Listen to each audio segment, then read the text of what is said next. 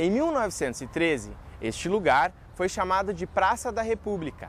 Mais tarde, recebeu outros nomes e em 1956 foi denominada Praça Ernesto Toqueto, homenagem ao educador que trabalhou em várias escolas do município. A Praça Toqueto está localizada entre a Avenida Brasil e as ruas Benjamin Constant, Fagundes dos Reis e Paul Harris. Este monumento representa uma sala de aula. São duas fileiras de classes com o busto do professor Toqueto.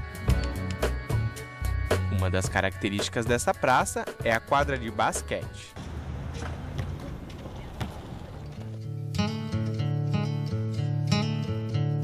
Em 1828, este lugar foi a sede da Fazenda Nossa Senhora da Conceição. Pertencia a Cabo Neves. Hoje é a Praça Tamandaré. Foi a primeira praça criada no município.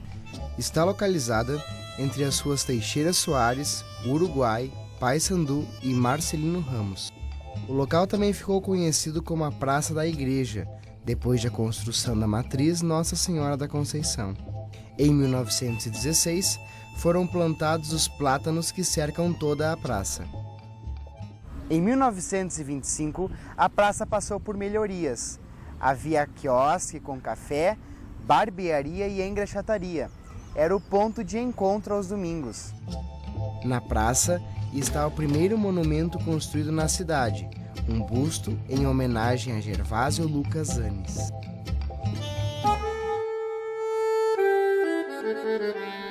Em 1913, este lugar recebeu o nome de Praça Marechal Floriano. Está localizada no centro da cidade, em frente à Catedral Nossa Senhora Aparecida. A praça recebeu o nome de Marechal Floriano para homenagear o segundo presidente da República. Fica entre as ruas Moron, Bento Gonçalves, General Neto e Independência. Em 1918, uma cerca de arames envolvia a praça e 4 porteiras giratórias permitiam o acesso. No centro da Marechal Floriano, um quiosque era ponto de encontro para discussões políticas, sociais e econômicas. A praça permaneceu cercada por 3 anos.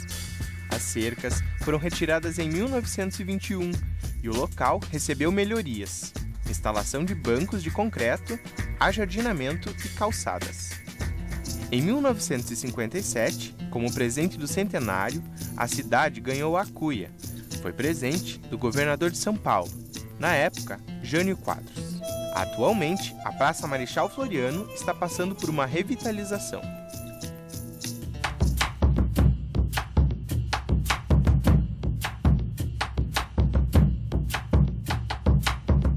Além das praças centrais da cidade, vamos mostrar 2 avenidas e 2 ruas de grande importância para Passo Fundo. A Brasil foi a primeira avenida da cidade. Por servir de passagem aos tropeiros, foi chamada de Estrada das Tropas. Também foi chamada de Rua do Comércio, por favorecer a concentração das primeiras casas comerciais. A Avenida Brasil deu origem à cidade. A Avenida Presidente Vargas é a segunda mais importante. O primeiro nome foi Avenida Progresso, uma denominação que representava o pensamento da época. Foi também Avenida Mauá. Em 1955, recebeu o nome de Avenida Presidente Vargas, homenagem ao ex-presidente da República. A Rua Moron recebeu esse nome em 1865. Uma referência à Batalha de Moron, travada nos arredores de Buenos Aires durante a Guerra Cisplatina. É possível que alguns passofundenses tenham participado dessa batalha. A Rua 15 de Novembro é uma das mais antigas da cidade.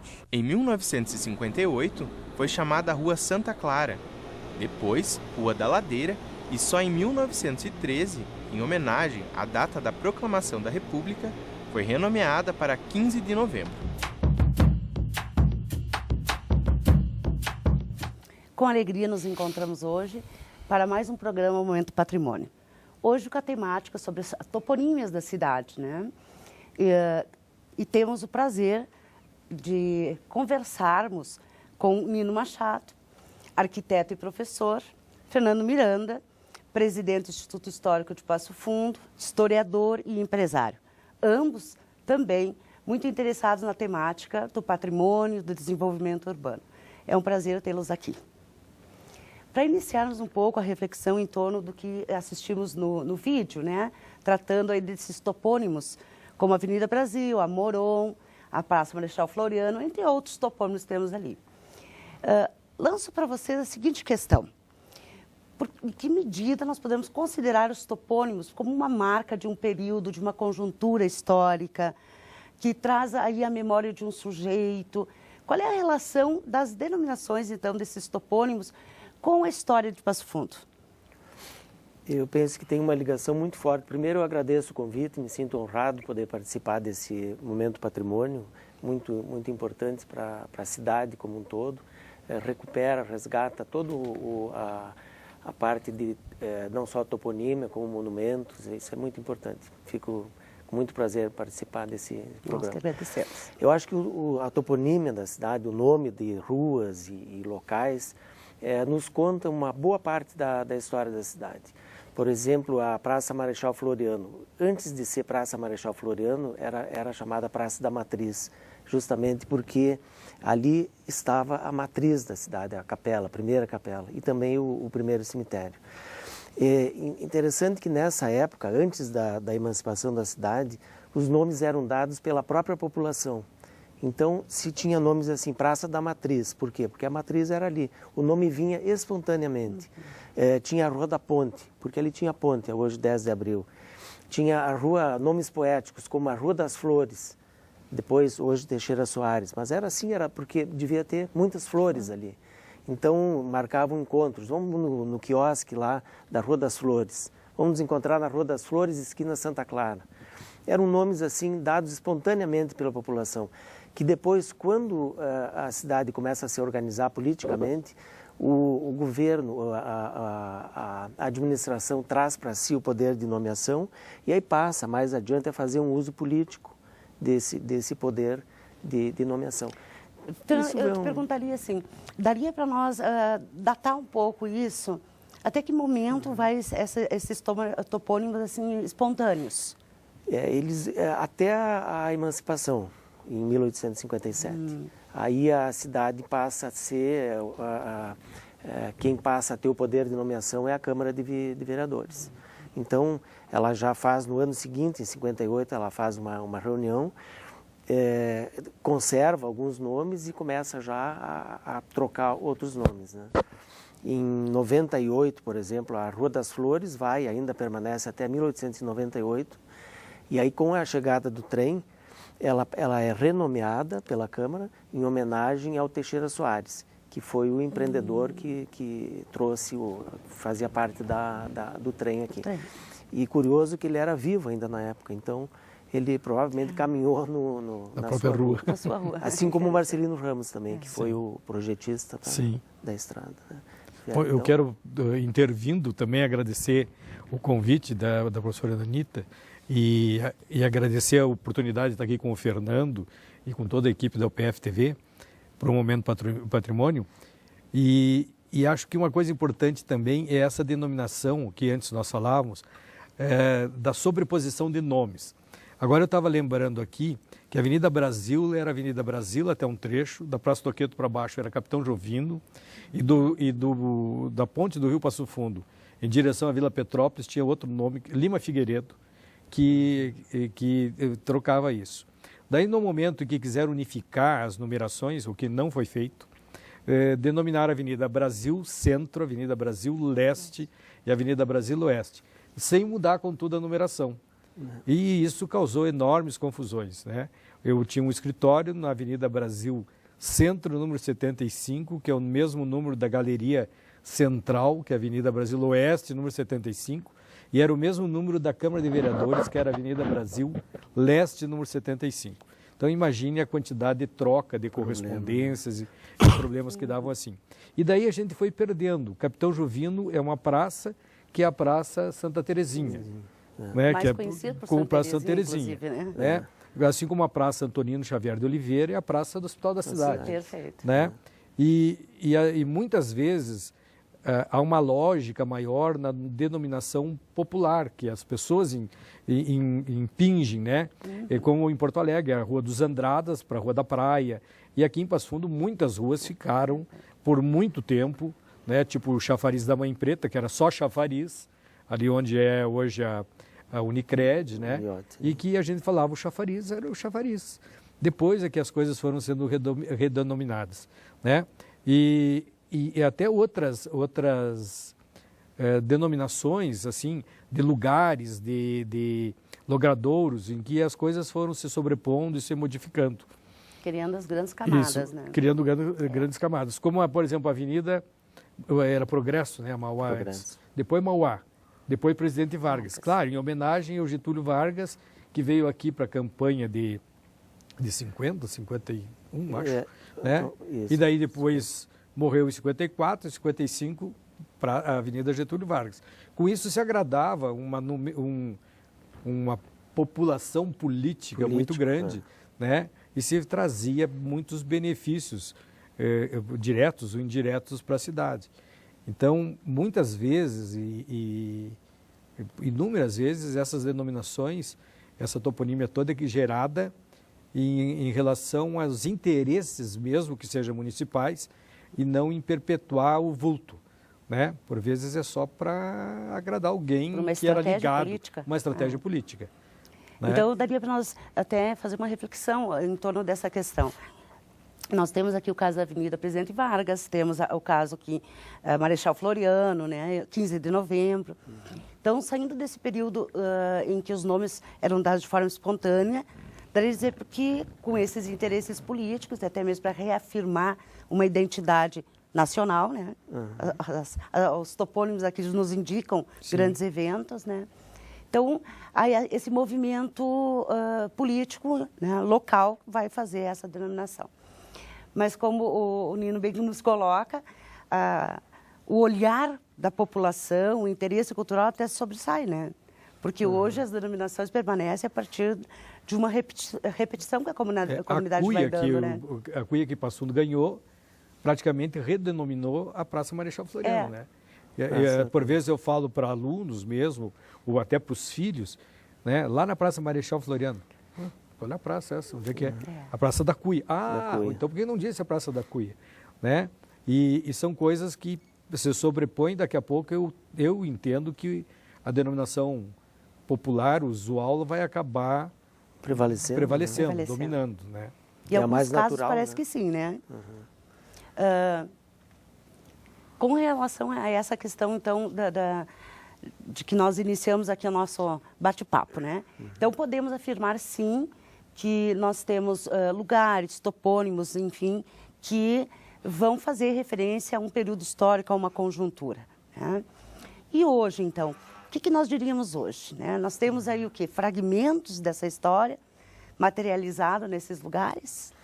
Eu diria assim que ficaram alguns períodos. Houve um período inicial que os nomes eram espontâneos. Depois dá para ver que houve um período que a cidade começa a se integrar com a história estadual e do Brasil. Então surgem nomes referentes à história do Rio Grande do Sul, nomes referentes à história do Brasil, República, Benjamin Constant, 15 de novembro, nomes que lembram a República.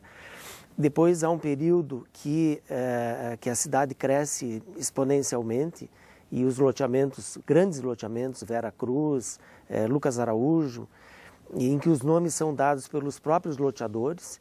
Então começa a se descobrir assim aglomerados de nomes. Por exemplo, na Lucas Araújo, a maioria é nomes de santos, né?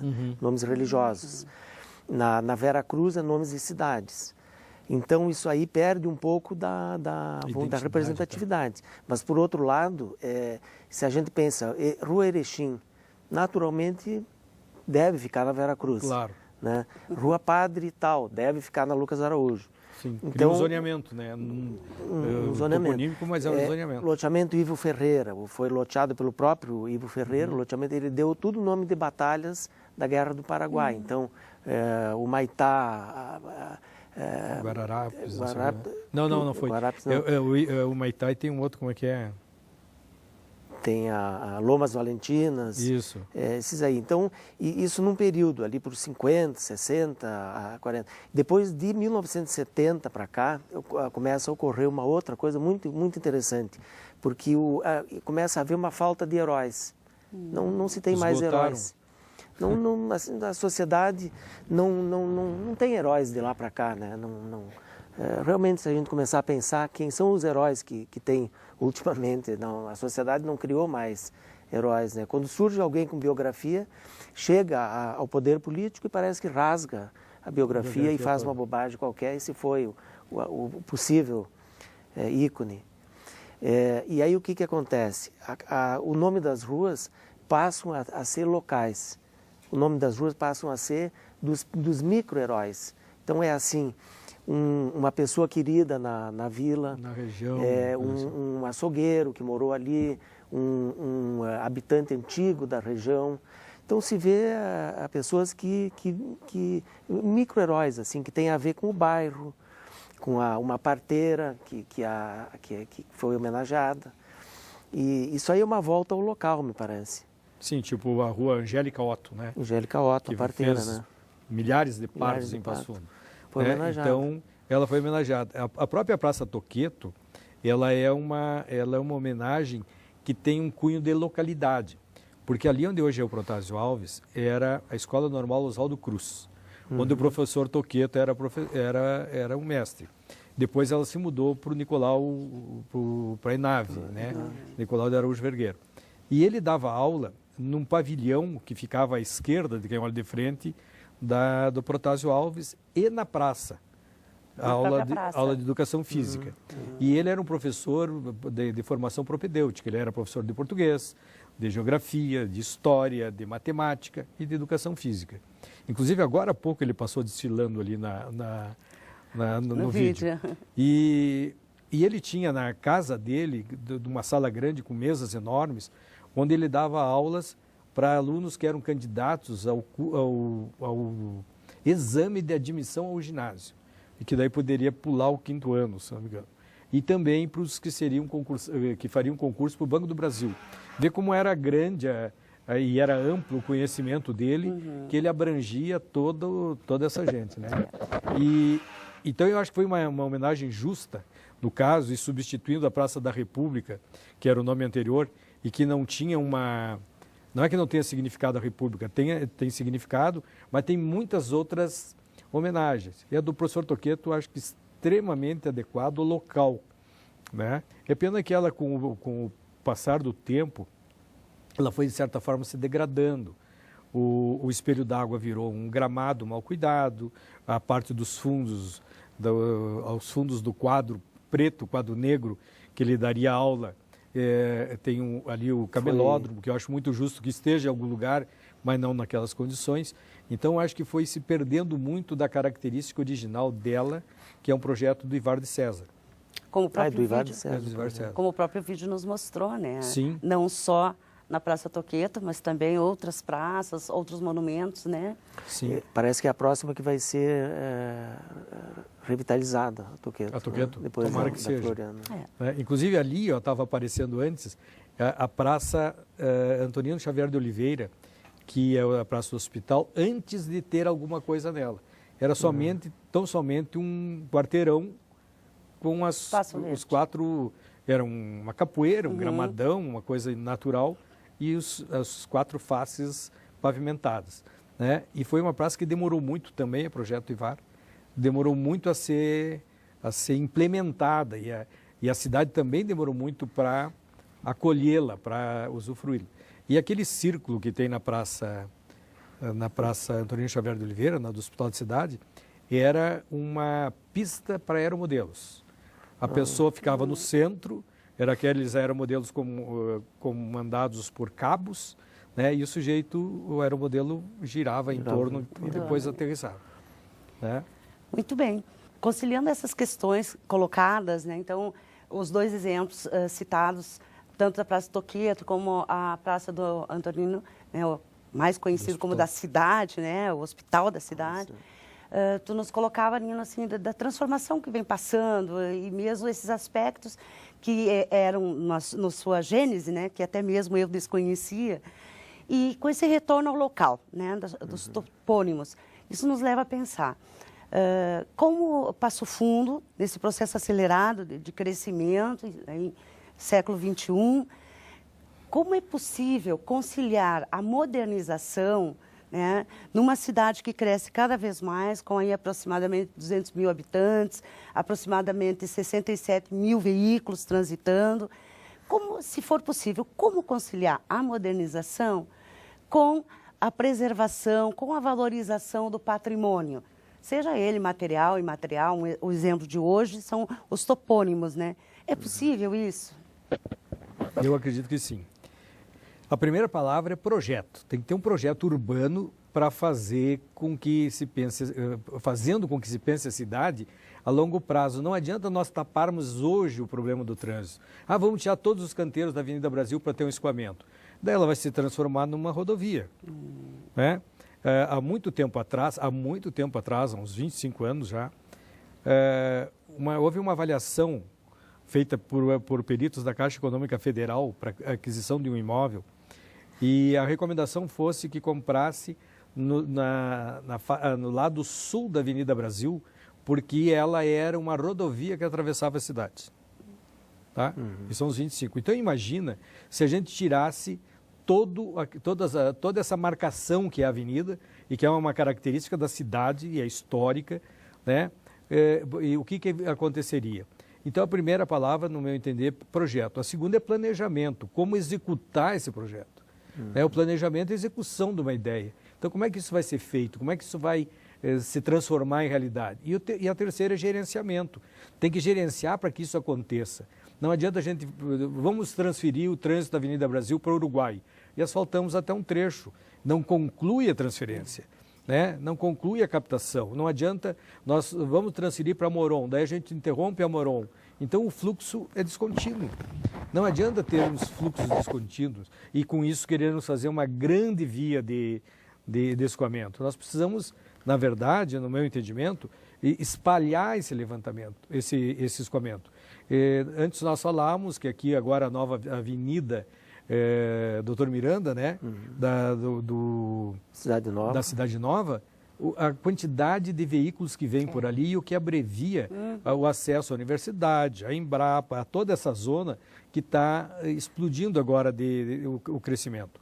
Então é porque foi criada uma nova via, foi criado um novo escoamento. Não se alargou o trevo da UPF, se criou uma nova via, um novo equipamento urbano. Então, no meu entendimento, não adianta nós anarquizarmos com a Avenida Brasil, não adianta nós tirarmos as calçadas da Moron, que não... A Moron foi estreitada uns anos atrás, né? Houve uma reclamação muito grande, ela tinha estacionamento oblíquo. O comércio reclamou bastante. As calçadas eram muito estreitas, tinha 1,20 m de largura. Quando elas foram alargadas, as calçadas, o comércio reclamou porque diminuiu o estacionamento. E a Moron floresceu. Esse é o grande problema assim, que a gente percebe, a gente constata, né? De um lado nós temos grandes, vamos dizer assim, grupos preocupados, claro, com o crescimento. Nenhuma cidade se constitui sem o crescimento, né? Nós temos, mesmo que a gente tenha aí toda uma discussão e uma defesa, inclusive, em prol do patrimônio, nós também queremos que a cidade cresça, né? Mas, Fernando, nós conhecemos grandes cidades, tanto brasileiras, aqui no Rio Grande do Sul mesmo, como na Europa, que conseguem conciliar isso. Claro, isso aí é importante, porque quem vive na cidade, ele se identifica com a cidade. Então, a gente tem que ter muito cuidado em mexer com a paisagem urbana. Tem que ter muito cuidado em fazer essa operação, ela tem que preservar, porque a pessoa se identifica, senão nós vamos perder a identidade. Sobre a questão do trânsito, eu acho que sempre é paliativo, porque tu abre ruas e carros, ruas sempre e carros. Né?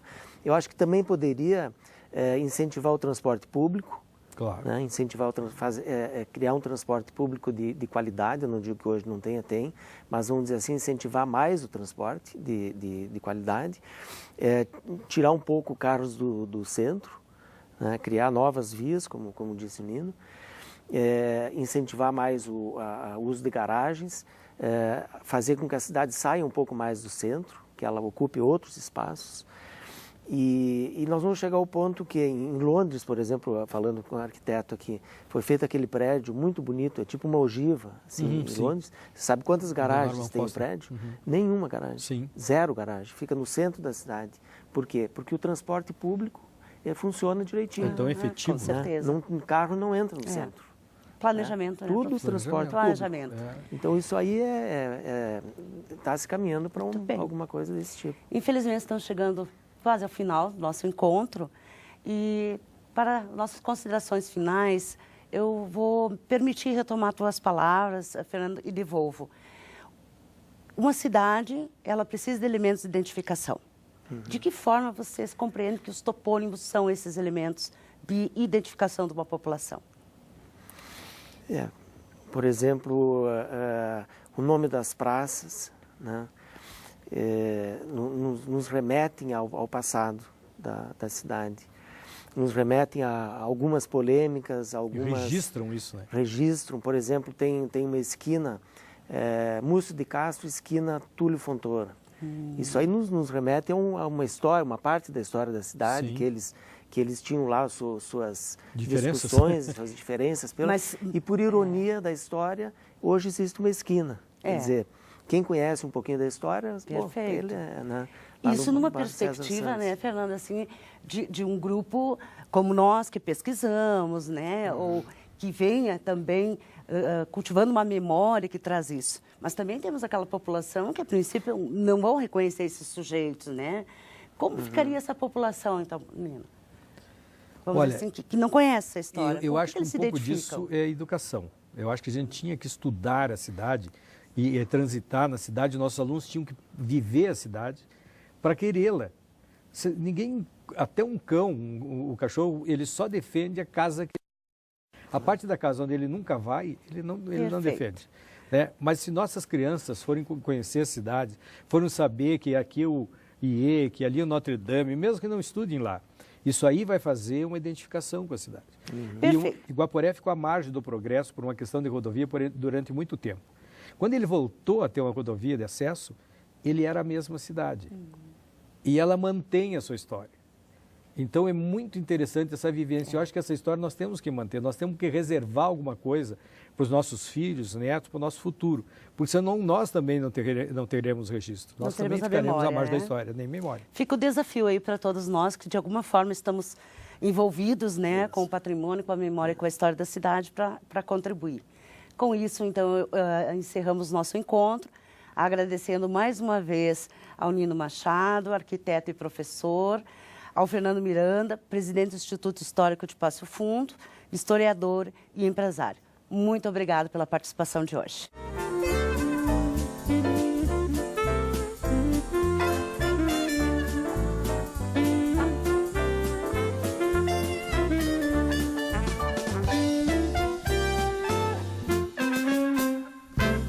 Apoio Cultural. Destaque Móveis e Decorações.